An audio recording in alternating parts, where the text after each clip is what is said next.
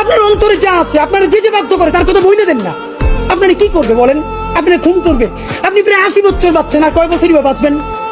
আপনি কি খাবেন, কি বাঁচবেন? আপনি বরং যদি আপনার আর্মি মেরে ফেলে, আপনার যদি ভারতীয় আধিপত্যবাদ গুলি করে, আপনাকে যদি হত্যা করা হয়, কিন্তু সেই রক্তের বিনিময়ে যদি আপনি শহীদদের রক্তের বিনিময়ে নতুন বাংলাদেশ গড়ে যেতে পারেন, আগামী 1000 বছর বাংলাদেশের মানুষ নামাজে প্রার্থনায় আপনার জন্য শুধু দোয়া করবে।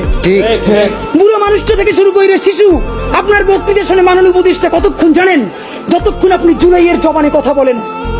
বাংলাদেশে গত 50 বছরে কোন রাষ্ট্রপ্রধানের 30 মিনিট 40 মিনিটের বক্তৃতা, রিক্সা চালক, ভ্যান চালক, সবজি বিক্রেতা, বিশ্ববিদ্যালয়ের প্রফেসর, ছাত্র জনতা আধা ঘন্টা বসে তার বক্তৃতা শুনে নজির নাই, যেটা আপনারটা হইছে।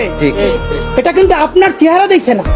আপনি রাজনৈতিক দল করছিলেন, ফেরও করছেন, কিন্তু এইবার যে আপনার এই বাংলাদেশের পক্ষে হৃদয় নিংড়ে ভালোবাসা, আপনি যখন বক্তৃতা করেন আপনি আর্টিফিশিয়াল কিছু বলেন না, কিন্তু আপনি যখন ঘোষণাপত্র বললেন আপনার চেহারায় আর্টিফিশিয়াল ছাপ।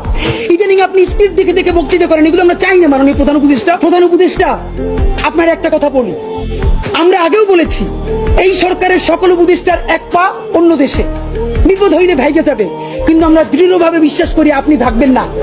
এর প্রমাণ, আপনি যদি ভাগতেন এই পৃথিবীর কোন দেশ আপনারে রাখতে চায় না বলেন? তাহলে হাসিনার আমলেও 10 তলা বিল্ডিং বাইয়া আপনার আদালতে হাজিরা আপনি দিতে আসতেন না। আপনি তখনই বিদেশ থাকতে পারতেন। আপনি এই দেশে থাকতে চান বলেই আপনি আসছেন, আমরা বিশ্বাস করতে চাই।